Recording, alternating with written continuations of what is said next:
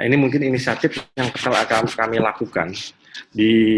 Ada 5 inisiatif utama memang di era new normal ini terkait dengan operasional di bandara udara. Pertama adalah physical distancing, dan dampaknya nanti lebih implementasinya ke pengurangan kapasitas airport itu sendiri, lalu mungkin ada dilakukan rekonfigurasi terhadap sistem antrian, lalu flow penumpang, dan juga dengan kapasitas tempat atau ruang tunggu atau tempat duduk. Lalu adanya kemungkinan menambahkan adanya proses-proses tambahan yang memang di awal di kondisi normal, di out normal tadi tidak pernah ada. Adanya health screening, lalu adanya mungkin dari beberapa pemerintah termasuk di Jambi juga melakukan suatu screening data juga terhadap para penumpang yang datang, dan itu yang merubah komposisi atau layout. Kadang kita juga melakukan layout terhadap bandara kita, di mana yang sebelumnya memang kita tidak desain untuk mengakomodir fasilitas-fasilitas tersebut. Lalu health screening tadi yang sudah disampaikan, lalu ada touchless processing, ini yang kita dorong ke depan. Bagaimana tadi sudah beberapa sampel, terima kasih juga Mbak Boya mungkin menjadi benchmark untuk kami ke depan ketika dapat mengimplementasikan lagi contoh-contoh penerapan dari teknologi, inovasi teknologi terkait dengan touchless. Lalu clean and sanitizing facility itu pasti, masker dan hand sanitizer, lalu alat cuci itu udah penambahannya sudah mungkin tidak terukur lagi di bandara, karena memang ini sudah tuntutan untuk memastikan masyarakat itu higienis. Lalu yang terakhir adalah work protection atau sistem pengamanan terhadap para karyawan ataupun para stakeholder kami sendiri dalam menghadapi penumpang. Intinya ada beberapa protokol-protokol yang memang harus diikuti. Nah, berangkat dari 5 inisiatif ini memang kami lakukan, mungkin next, ini beberapa sampel aja. Next. Oh, yang sebelum next tersebut. Ya, ini yang kita rasakan memang ada perubahan flow dari penumpang sepanjang COVID sendiri. Nah, proses terkait dengan verifikasi dokumen, lalu health screening, dan lain-lain itu tidak pernah ada di kondisi normal. Dan ini yang menjadikan ada kebutuhan ruang yang terkadang kita harus melakukan penyesuaian terhadap ruang-ruang yang telah tersedia di bandara itu sendiri. Sementara kita tidak melakukan penambahan terhadap luasan sendiri untuk menambah aktivitas tersebut. Kata kunci di sini adalah lagi-lagi health screening, lalu penambahan antrian, lalu perubahan sistem. Mungkin next. Nah, berangkat dari perubahan passenger tersebut, mungkin implementasi yang kami lakukan seperti ini ada hal-hal yang tidak biasa kita temukan di bandara era sekarang. Banyak sekali antrian, banyak sekali physical distancing. Intinya memang mendorong, dan ada fasilitas-fasilitas tambahan tadi kayak posko, lalu ada pemeriksaan kesehatan, dan itu yang memang tidak pernah didesain di bandara sebelumnya. Lalu adanya pembatas, mungkin untuk membatasi antara petugas dengan penumpang, yang ini juga memang tidak lazim dilakukan di bandara sebelumnya, khususnya di terminal. Okay, next. Ini juga sama, tadi selain marka juga mungkin ada signage dan mungkin penambahan stikerisasi terhadap kursi yang mungkin sudah mungkin sering dilihat di berbagai media, di mana itu adalah upaya kami dari bandara untuk melakukan physical distancing dari aspek implementasinya sendiri.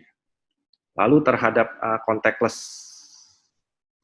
touch tadi, memang juga tadi yang disampaikan Mbak Boya benar. Memang yang sekarang yang kita tuntut adalah kreativitas saat ini, karena memang merubah mungkin spesifikasi lift ini dalam waktu cepat dan dekat ini sepertinya kan tidak mungkin. Jadi kita lakukan kreativitas, dan memang ini yang upayanya ujung-ujungnya memang hanya untuk memastikan bahwa fasilitas kita ini tidak menjadi sumber atau sumber penularan atau kita dalam upaya memutus mata rantai penularan dari COVID sendiri.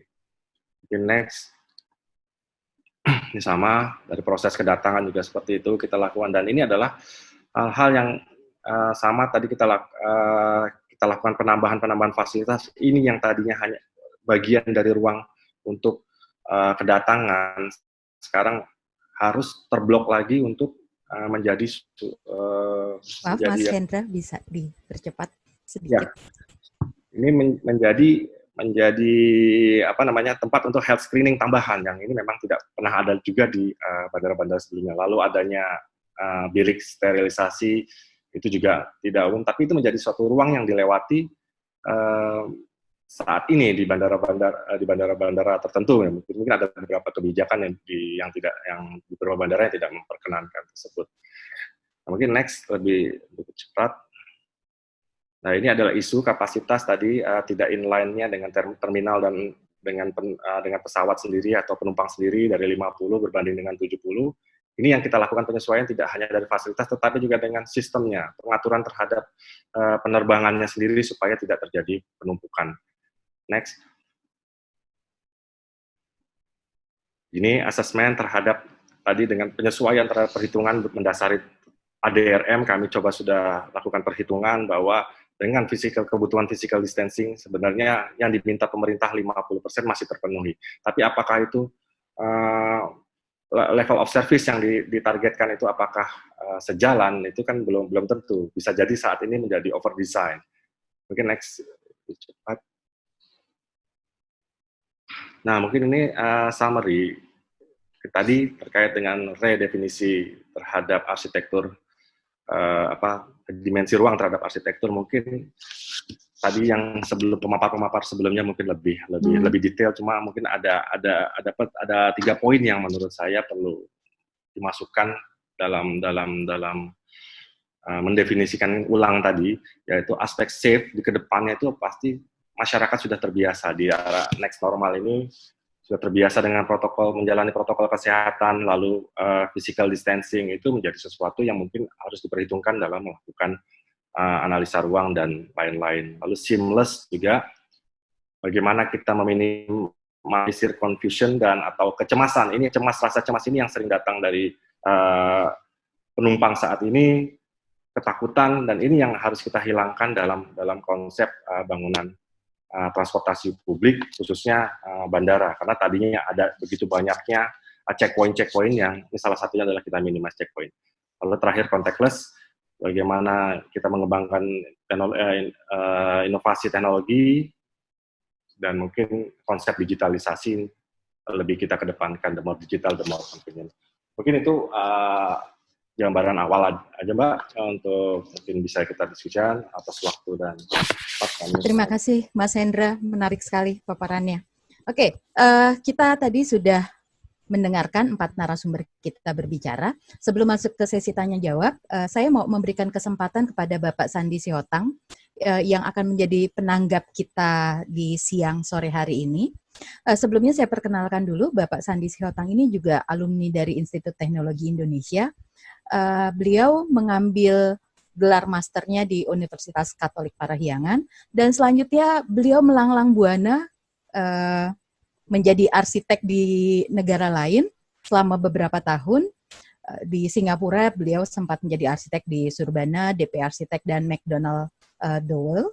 Nah, selanjutnya beliau kembali ke Indonesia dan sekarang ini menjadi prinsipal arsitek di biro yang beliau dirikan sendiri, yaitu Bagan Desain. Selain sebagai tenaga ahli arsitektur di proyek LRT fase 2 untuk Firama Karya. Oke, silakan Bapak Sandi, bagaimana tanggapannya terkait dengan yang sudah disampaikan oleh 4 narasumber kita sore hari ini. Waktu dan tempat, silahkan. Ya, baik, terima kasih untuk semua rekan-rekan yang sudah hadir. Terima kasih untuk IAI juga dan IAI Banten yang sudah mengajak untuk ikut terembuk di acara ini. Izinkan saya membagikan sedikit presentasi sebagai ceritanya summary sedikit dari pembicaraan yang tadi, dan juga mungkin bisa menggugah rekan-rekan untuk bertanya jawab. Saya boleh share ya. Oke,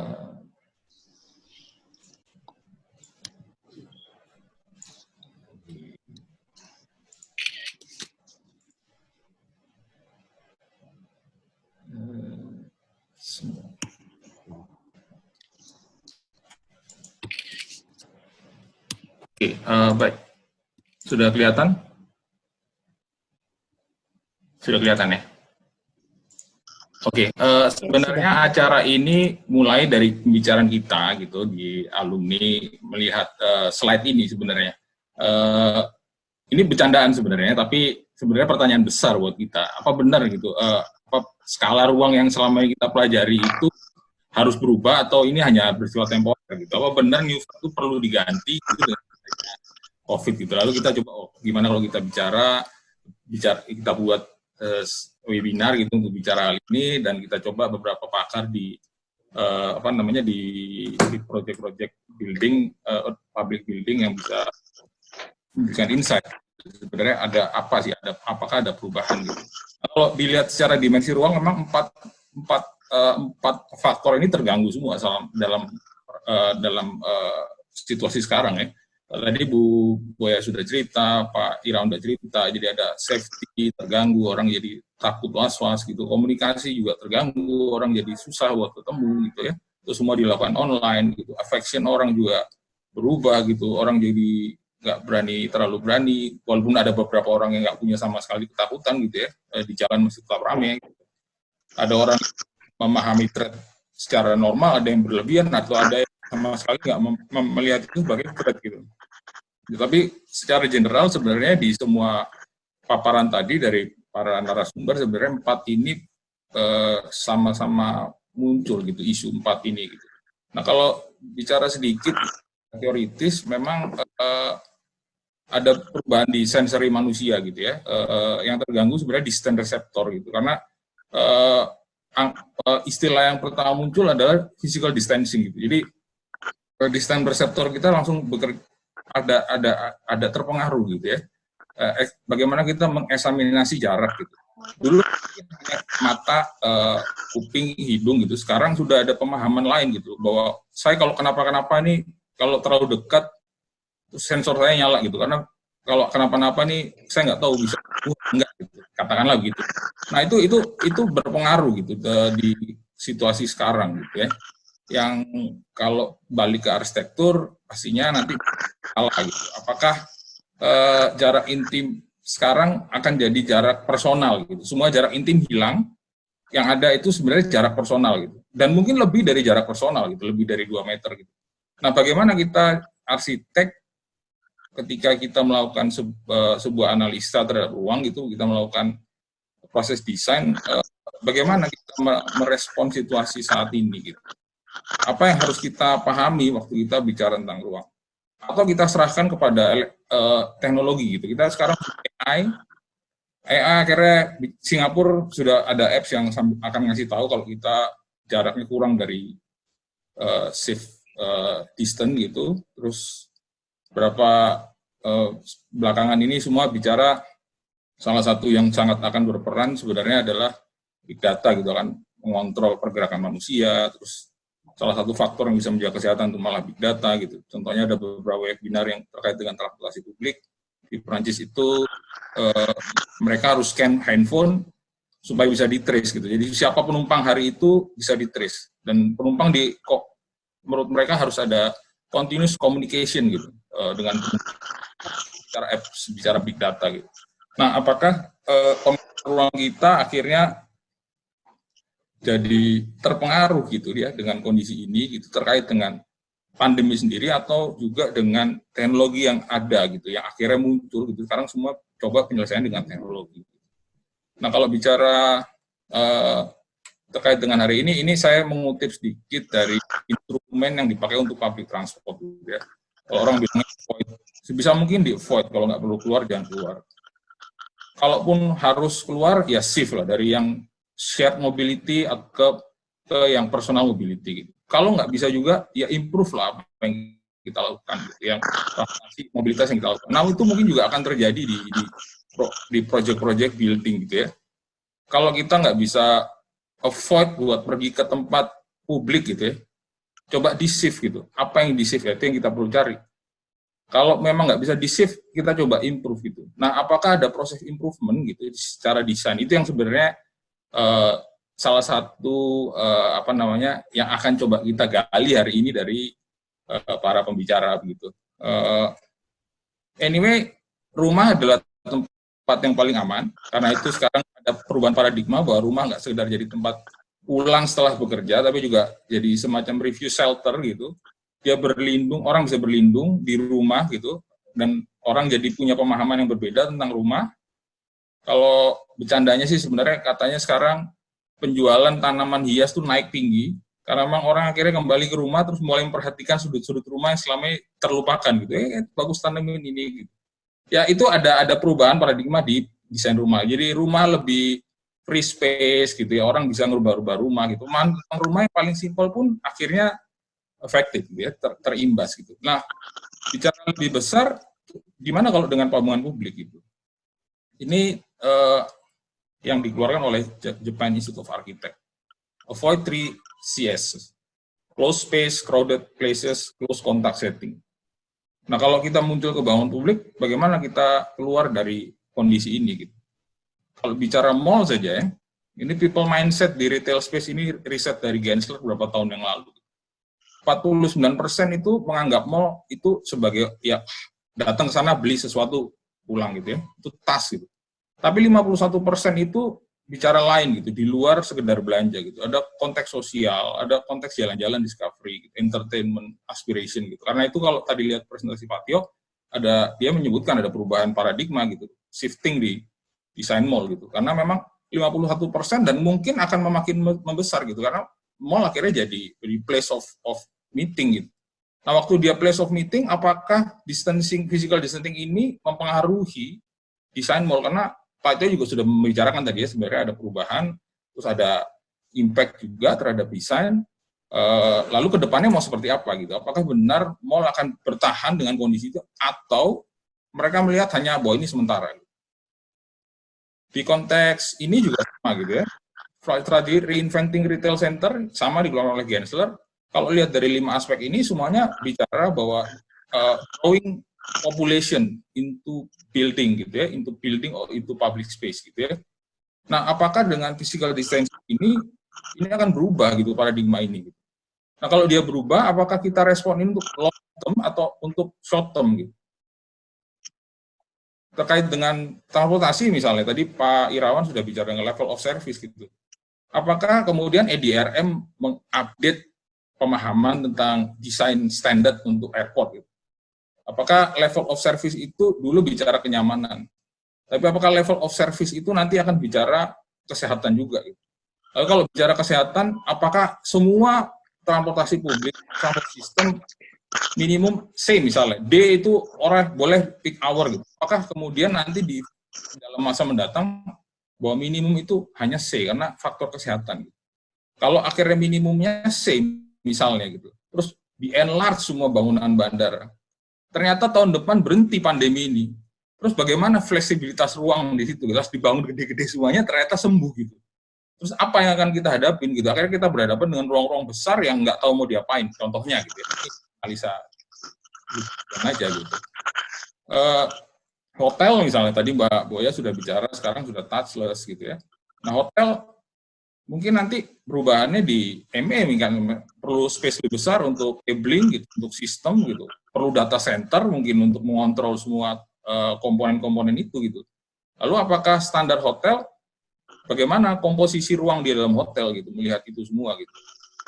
Terus orang menghindari sirkulasi yang berhadapan gitu. Terus apakah semua sirkulasi berubah gitu pattern-nya gitu.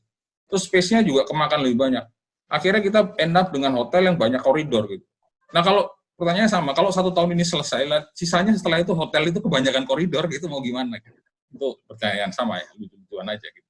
Tapi itu situasi yang akan kemungkinan dihadapin gitu.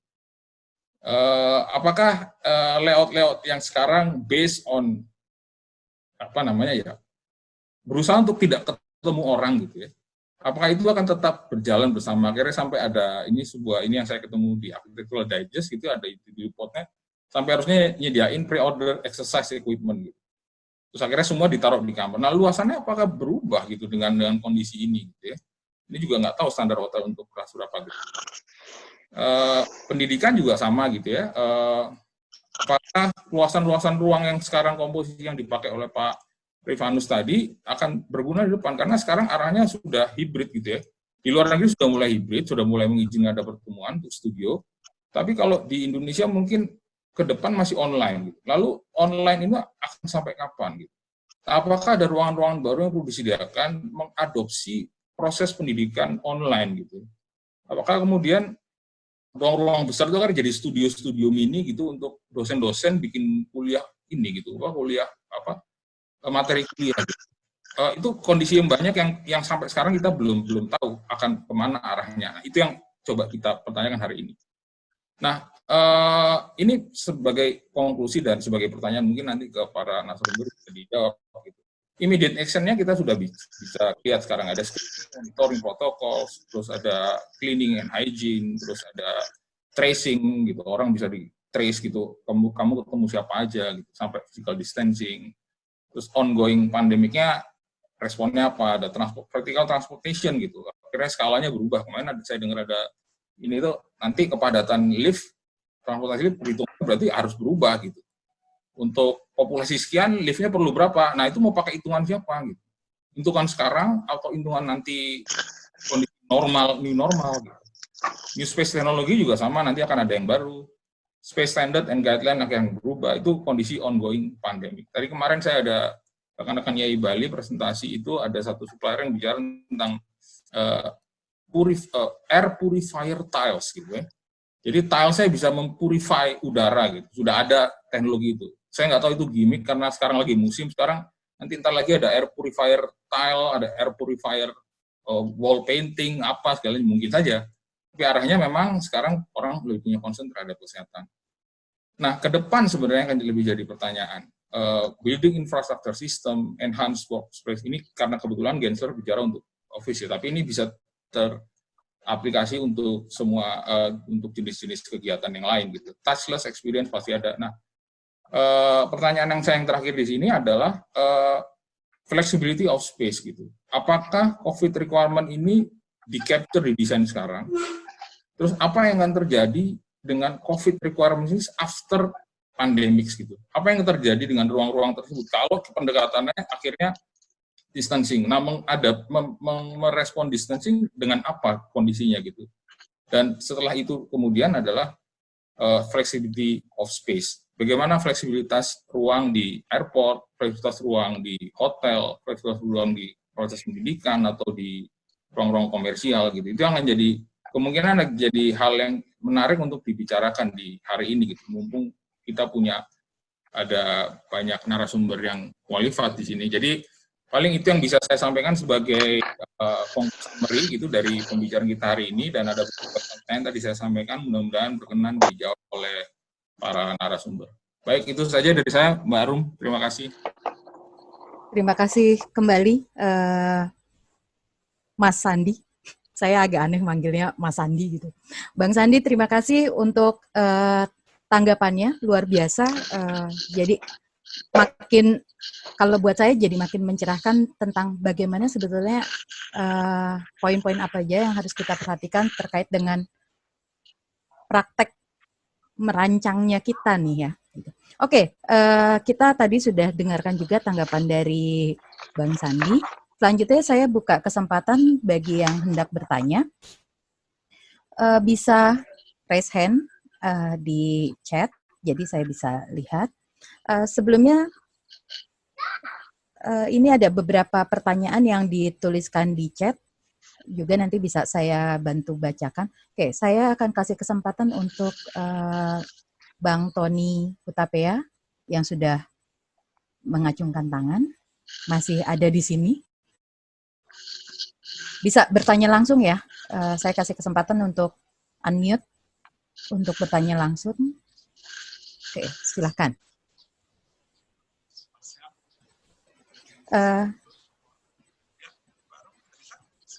Suaranya agak kurang jelas, Bang. Kecil sekali suaranya, saya tidak bisa mendengar.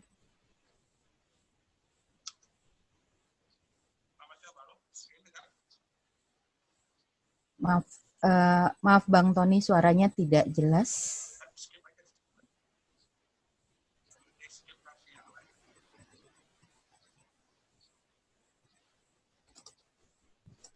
Di skip katanya baru Oh oke, di kata skip Bang ya. Tony.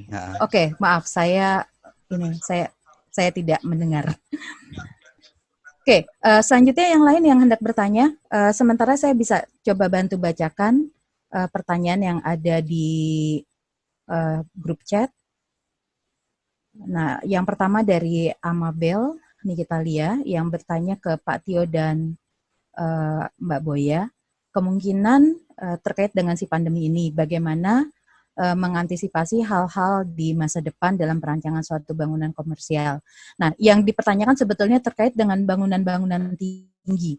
Nah, apakah tidak sebaiknya dilakukan pembatasan terhadap si pembuatan bangunan tinggi ini? Jadi mungkin bangunan hanya dibuat berlantai 4 atau 5, berlantai 4 sampai 6 saja untuk membatasi kerumunan di area lobi.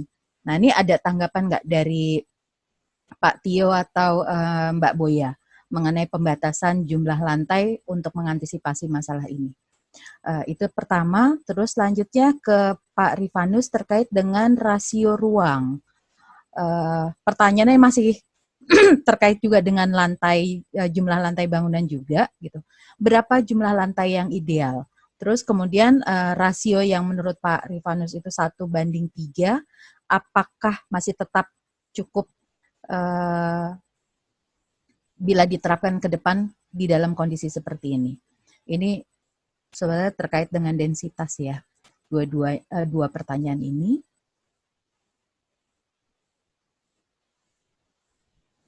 Saya sambil lihat lagi. Oke, selanjutnya terkait dengan yang terjadi di bandara. Ini mempertanyakan tentang sistem bagasi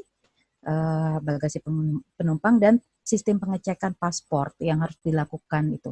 Nah, ini kelihatannya untuk mengurangi interaksi antara pengguna bandara dan servisnya. Nah, ini seperti apa tanggapan dari Pak Irawan? Sementara itu yang ada di chatroom, mungkin saya kasih kesempatan untuk Pak Tio terlebih dahulu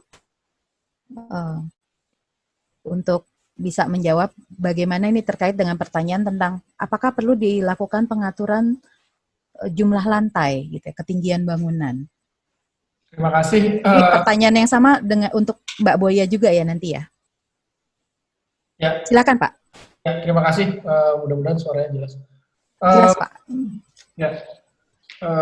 Mengenai pembatasan tinggi, ini sebenarnya sebelum dan sesudah COVID yang saya ajukan sebenarnya tadi semacam ide atau usulannya adalah dengan bangunan tinggi tadi sudah disebut juga yang terbebankan transportasi vertikal. Sebenarnya betul gitu ya, sebelum pandemi ini juga di Indonesia ini kalau bangunan nggak 2 lantai, 3 lantai ruko gitu ya, langsung tiba-tiba 24 lantai gitu, terus 40 lantai, 50 lantai gitu. Sebenarnya kita kekurangan density yang bangunan-bangunan 8 lantai, 12 lantai, tapi itu sebenarnya didorong karena pasar bebas gitu. Ini agak melenceng dikit dari pandemi. Tapi kembali ke topik, ruang seperti apa sih sebenarnya yang sekarang sedang banyak dibicarakan juga di internasional, itu bagaimana bangunan tinggi, super tinggi, atau bahkan bangunan yang bangunan tinggi kan, definisi bangunan tinggi kan di atas 4 lantai, kemudian 8 lantai, kemudian habis itu karena masalah biaya konsumsi, keamanan, keselamatan gitu ya.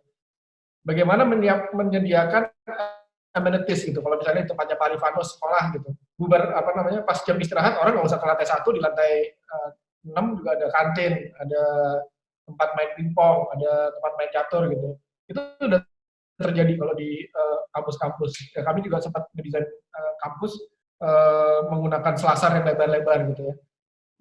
Sekaligus menjawab pertanyaan Pak Sandi, ya kalau nggak salah saya salah tangkap ya, gimana kalau nanti over design. Sebenarnya ya selama ini standar ruang ya kan, standar ruang yang kita ikutin kan dari SI.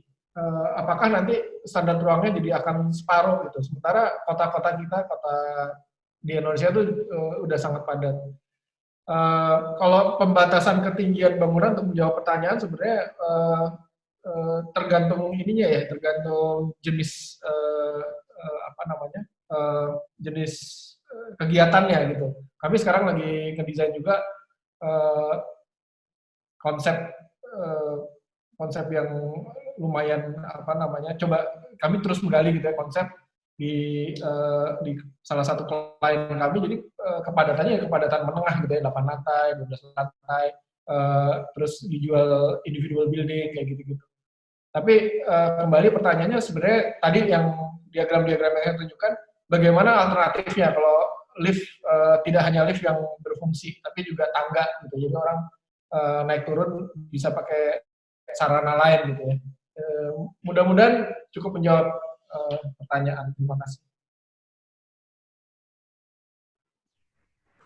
Oke, mungkin sambil menjawab pertanyaan dari peserta webinar ini, bisa sekaligus menanggapi yang tadi poin-poin yang terakhir disampaikan oleh Bung Sandi yang terkait dengan ruang yang terafektif atau ruang yang terpengaruh gitu ya. Terus kemudian apakah kemungkinan terjadinya overdesign. Terus selanjutnya terkait dengan fleksibilitas ruangnya itu sendiri. Nah ini sambil menunggu penanya yang lain, saya kasih kesempatan Mbak Boya untuk menanggapi terkait dengan masalah ketinggian tadi, sekaligus juga dari yang tadi disampaikan oleh Bung Sandi, ada tanggapan lain atau tidak? Silakan Mbak Boya. Ya, makasih Mbak Arum. Tadi yang pertanyaan Anabel supaya jangan tinggi ya gedungnya. Kalau untuk resort mungkin masih bisa diakomodir gitu ya, karena kan memang resort juga lebih enak kalau gedungnya nggak terlalu tinggi.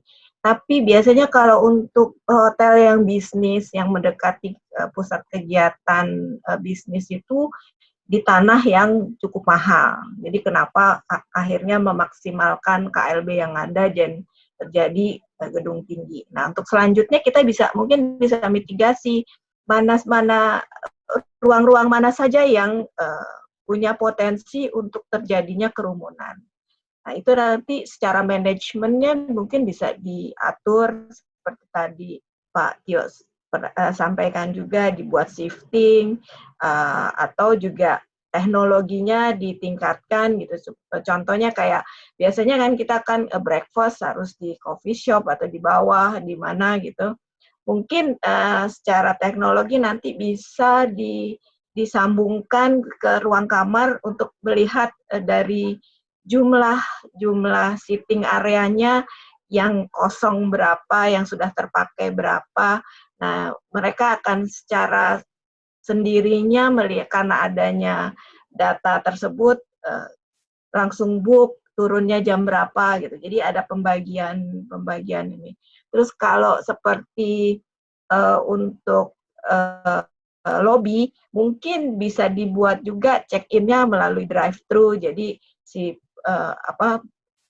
pengunjungnya itu begitu datang udah langsung dengan memakai QR code udah bisa langsung masuk ke area lobby lift untuk menuju kamarnya. Jadi dimitigasi aja ruang-ruang publik yang mana yang kalau hotel apalagi kalau nanti terjadi over space di khususnya hotel bisnis kedepannya itu bisa dialokasi karena itu biasanya kalau yang public areanya tuh ada di bawah nilai ekonomisnya tinggi, nah itu bisa di reverse jadi ruang yang bisa menghasilkan itu juga pergerakan ekonomi juga. Kira-kira gitu Mbak Arum. Terima kasih.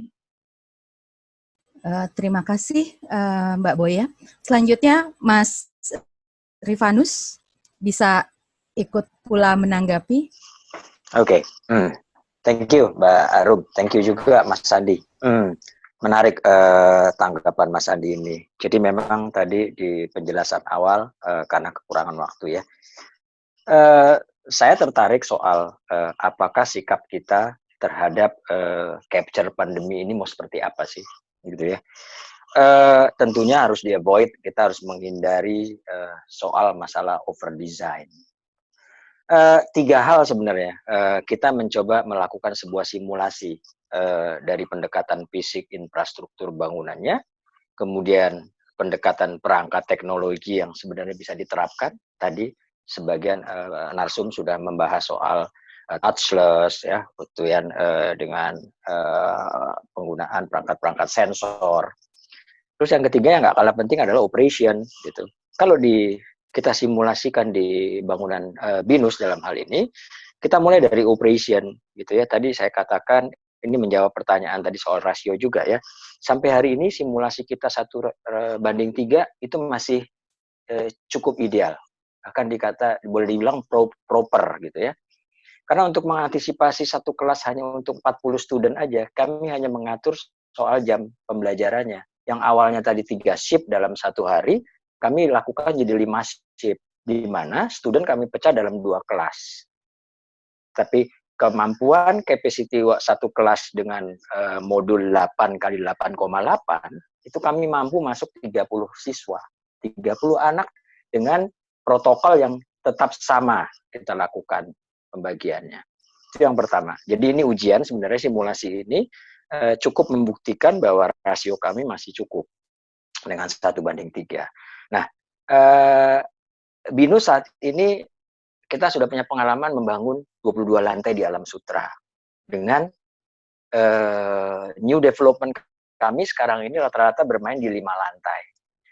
Ada perbedaan dalam operation dan investasi memang. Tetapi saya setuju dan saya pendapat untuk bangunan pendidikan menurut bahasa kami saat ini lebih kepada bermain di low rise. Karena apa? Banyak konsekuensi yang harus dipenuhi. Tadi Pak Tio sudah membahas. Di Alam Sutra kami membuat beberapa transit kantin di area balkonnya.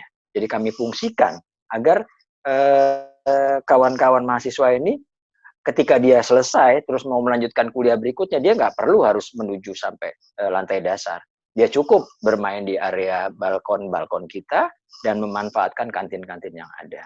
Nah, perilaku low rise kami ternyata lebih proper dibanding yang high rise tadi, di mana mahasiswa jadi tidak lebih capek dalam untuk aksesibilitas menuju ruang-ruang lainnya.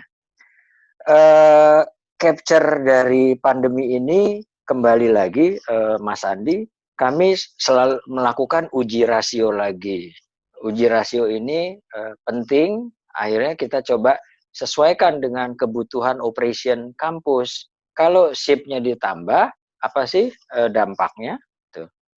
Kemudian beberapa perangkat juga kami coba terapkan. Dalam hal ini scanning untuk mengetahui jumlah 1 kelas itu siapa saja, nama-namanya itu terrecord semua. Artinya jika sampai terjadi sesuatu, 1 kelas itu bisa di lockdown, 1 kelas itu bisa diisolir.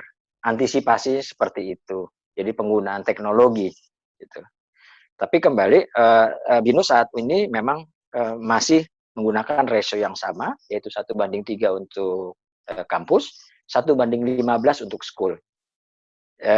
Dan ini kita coba kompromis dengan 3 hal tadi, yaitu fisik infrastrukturnya, perangkat teknologi, dan sistem operationnya. Kira-kira itu Mbak Arum yang bisa saya jelaskan. Oke, terima kasih Mas Wawa. Selanjutnya saya lempar ke Mas Irawan untuk menanggapi pertanyaan yang terkait bandara. Terus juga sekaligus mungkin ada sedikit tanggapan terhadap apa yang sudah disampaikan oleh Bung Sandi tadi. Silakan Mas Irawan. Baik, Mbak Arum. Tadi Mbak Arum yang menanyakan terkait sistem penerapan bagasi yang dilakukan sendiri oleh penumpang. Jadi memang ini kemarin ada beberapa video yang di lingkungan kami cukup viral ya, terkait di Bandara Bangalore. Jadi memang mereka penumpang sudah melakukan proses penanganan bagasinya sendiri. Memang itu yang kita dorong ke depan.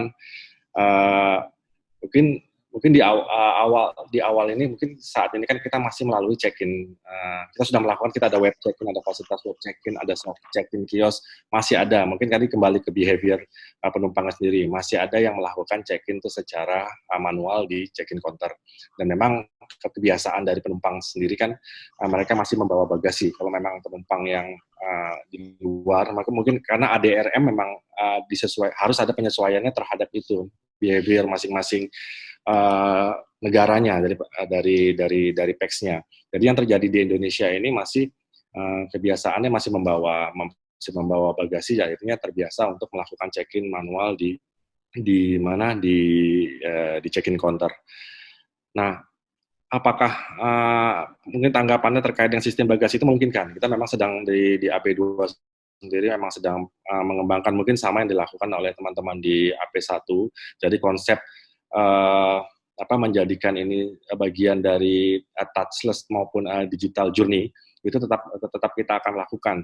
Jadi memang tidak mungkin kondisi awal lah ketika kita masih melakukan menggunakan printer, dan mungkin konsepnya akan kita rubah printer itu menghadap ke penumpangnya. Jadi semua itu sudah memang dilakukan oleh penumpang sendiri untuk pencetakan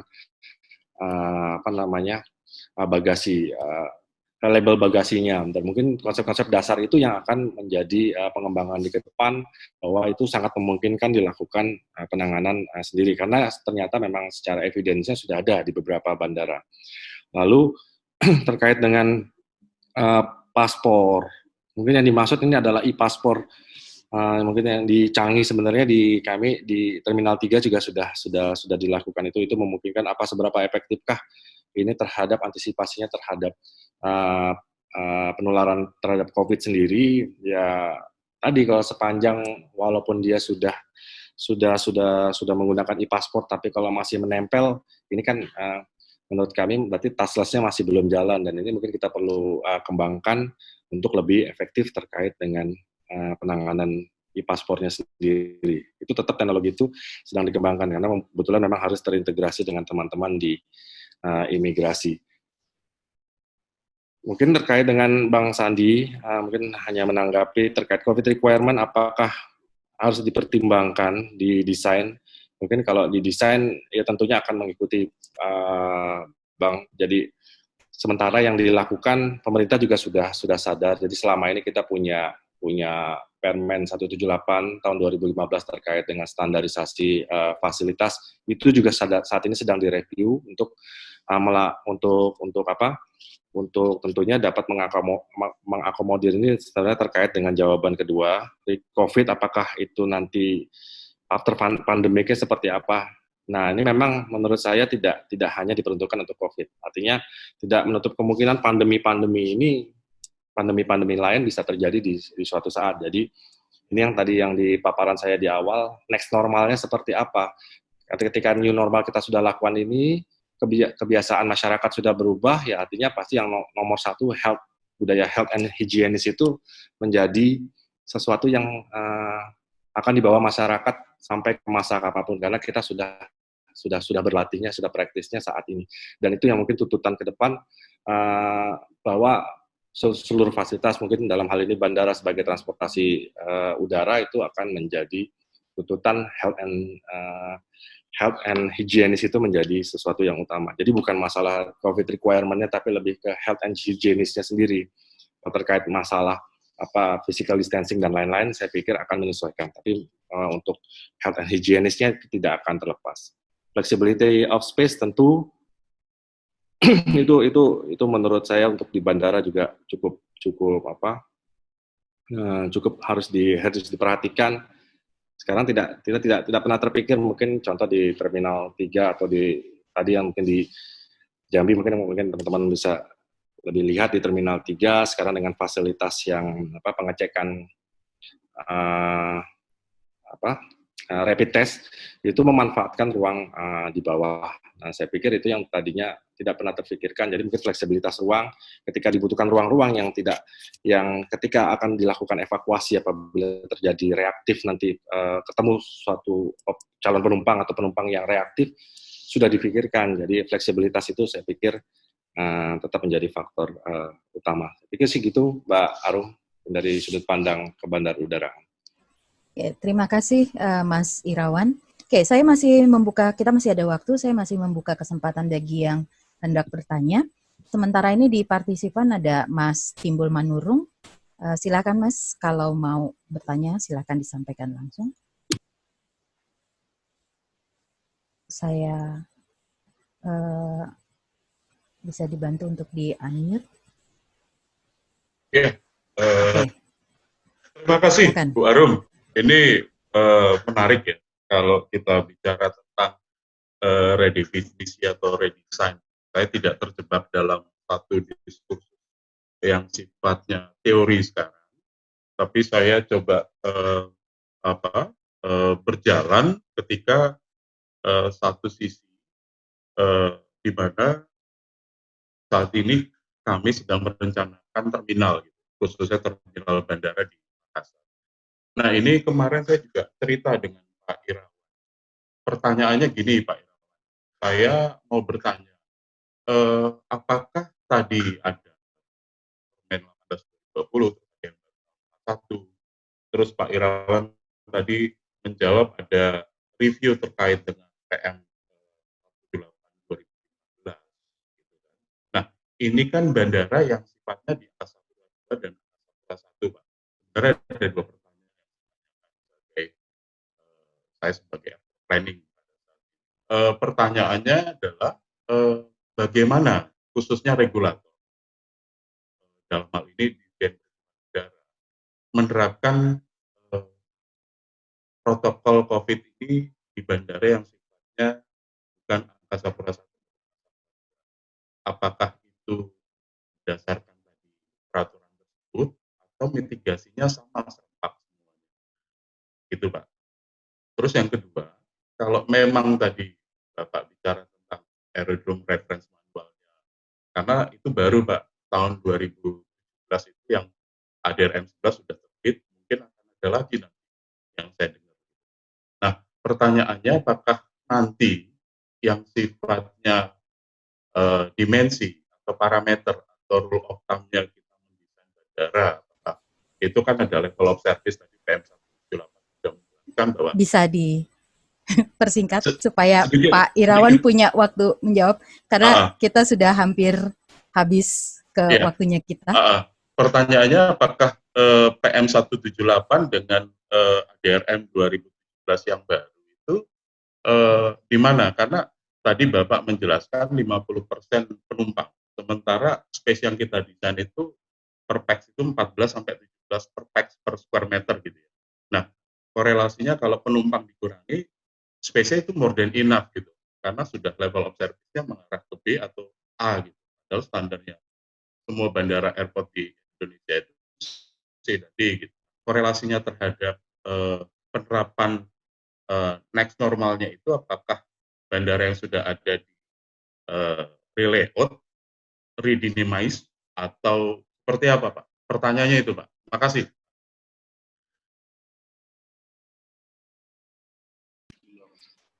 Silakan Pak Irawan kalau hendak langsung dijawab. Baik, Bang Timbul ini mungkin ini ya tadi putus-putus, jadi mudah-mudahan sih yang dimaksud benar. Jadi mungkin terkait dengan korelasi antara ADRM-nya, ADRM dengan Permen 178. Jadi Permen 178 itu memang lebih mengatur terkait dengan standar layanan. Itu yang untuk digunakan untuk mengukur level of service yang selama ini dilakukan di bandara-bandara di Indonesia. Sementara mungkin kalau ADRM ada beberapa bandara, misalnya mungkin Changi dan lain-lain sudah menggunakan standar dari ADRM. Dan memang di Permen 178 itu kalau nggak salah ada 45 indikator yang harus dinilai per tahap atau per proses yang dilakukan di bandar udara. Dan mungkin ini yang sedang dilakukan review oleh teman-teman dari regulator, bahwa ternyata ada beberapa proses baru yang belum muncul di Permen 178 itu sendiri. Jadi mungkin itu didorongnya seperti itu, dan terkait dengan kapasitas 50% ini kan given dari pemerintah. Nah, kita yang melakukan pengkondisian di masing-masing bandara, dan apakah itu akan dilakukan relayout dan lain-lain seperti itu. Ya sementara ini memang kita masih melakukan relayout karena memang ketentuannya belum ada, dan memang masih menunggu apa yang hasil yang akan dilakukan oleh teman-teman dari regulator juga seperti apa, apakah akan ada perubahan terhadap standarisasi level of service atau lain-lain seperti itu. Jadi sementara memang karena kita masih yang kita acu adalah Permen 178, kita menggunakan standarisasi yang berlaku saat ini sampai ditetapkan. Memang ada beberapa yang menurut contoh areal bagasi ataupun check-in itu kan ada beberapa proses baru. Sementara ADRM itu Permen 178-nya itu mengacunya adalah lama antrian dan lama layanan. Dan di situ ternyata dengan prosedur-prosedur yang baru, termasuk health check-in, termasuk pengecekan dokumen yang dilakukan oleh airline pun mengecek dokumen, dan itu yang membuat lama. Jadi standar level of service-nya tidak terpenuhi, dan itu yang mungkin perlu dilakukan review oleh teman-teman dari regulator terkait dengan pemastian level of service yang baru yang ramah terhadap kebutuhan COVID-19 ini. Karena kalau untuk yang itu tidak, karena memang masih baru, benar Bang Timbul, terkait ADRM masih 2019, saya pikir saat ini masih belum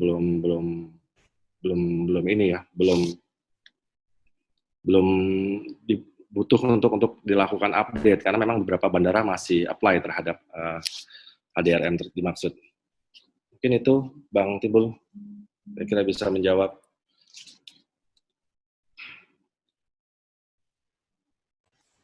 Terima kasih Pak Irawan, mudah-mudahan cukup jelas ya Pak Timbul. Oke, kita sudah sampai di mendekati batas waktu.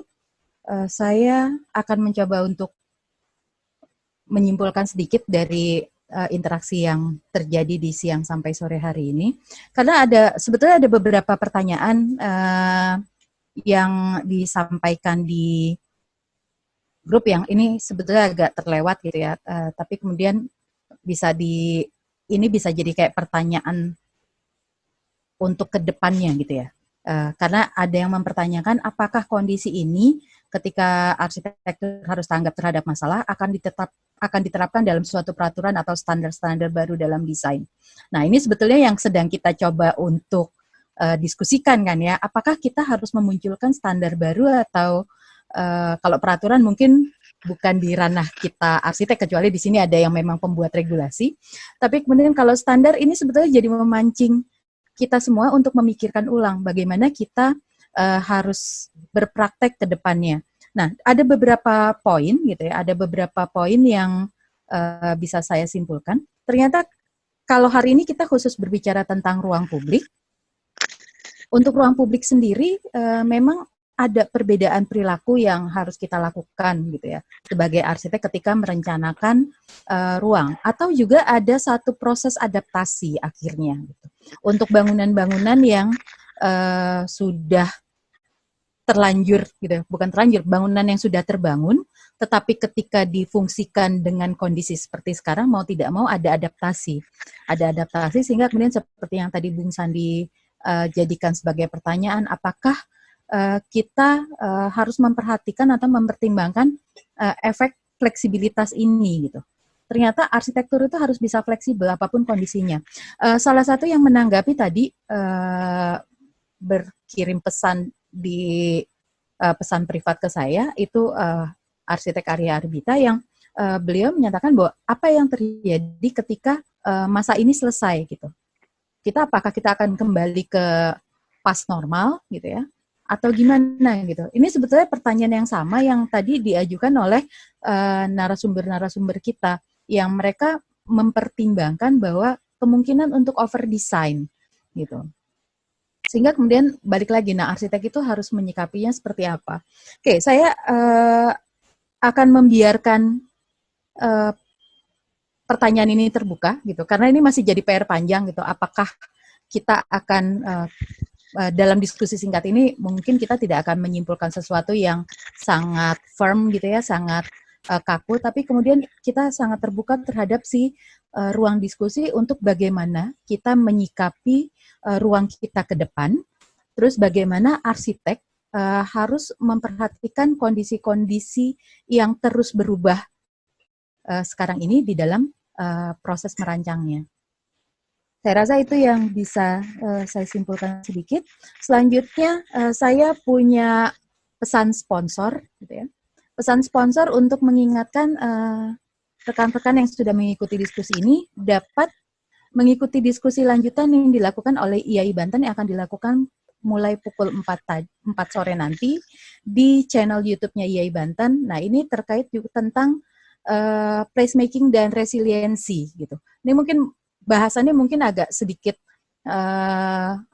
terkait dengan kita gitu. Kalau kita bicara tentang dimensi mendefinisikan ulang dimensi ruang di dalam arsitektur, nah ini kaitannya dengan bagaimana membuat ruang atau tempat dan ada resiliensi yang seperti apa. Saya rasa itu yang bisa saya sampaikan. Terima kasih untuk kesertaan Bapak, Ibu, Mas, Mbak, rekan-rekan semua sore hari ini. Semoga kita bisa ketemu dengan kegiatan IAI berikutnya. Kelihatannya diskusi ini akan terus bersambung, diskusi tentang redefinisi dimensi ruang dalam arsitektur, karena tadi Bung Sandi sudah melemparkan satu isu yang sangat menarik ketika beliau bicara rumah adalah tempat yang aman. Gitu. Yakin kalau rumah tempat yang aman.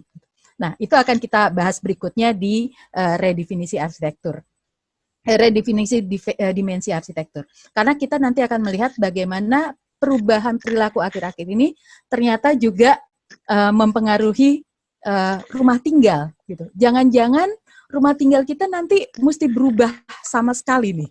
Oke, kita akan tunggu Bung Sandi akan melemparkan hal lain lagi yang seperti apa di pertemuan IAI berikutnya. Terima kasih, selamat sore.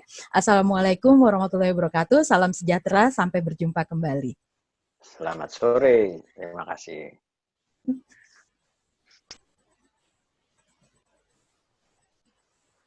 Baik, terima kasih untuk... Makasih. Oh iya, Mas Tora, saya serahkan, saya sampai lupa. Saya harus menyerahkan ke Mas Tora. Ya, baik.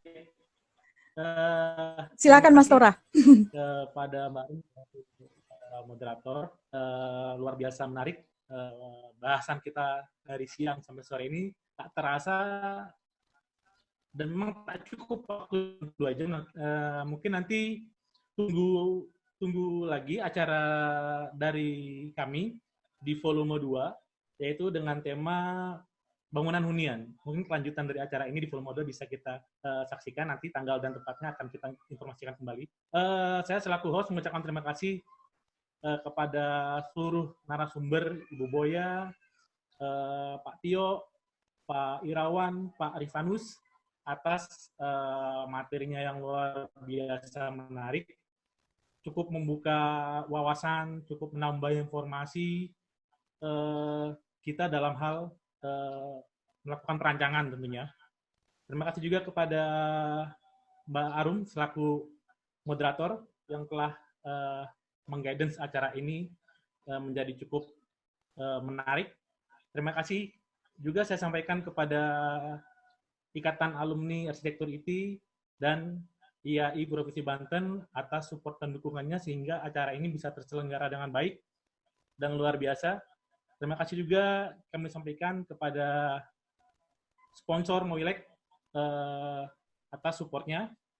Dan beribu-ribu terima kasih kembali saya sampaikan kepada seluruh peserta talk show ini. Terima kasih atas atensinya, terima kasih atas partisipasinya. Semoga dapat mengikuti acara kami di volume 2 berikutnya. Mungkin tak panjang lebar, saya akan segera meng-closing acara ini. Selamat berakhir pekan, salam sejahtera. Wassalamualaikum warahmatullahi wabarakatuh. Kami dari panitia pamit. Terima kasih.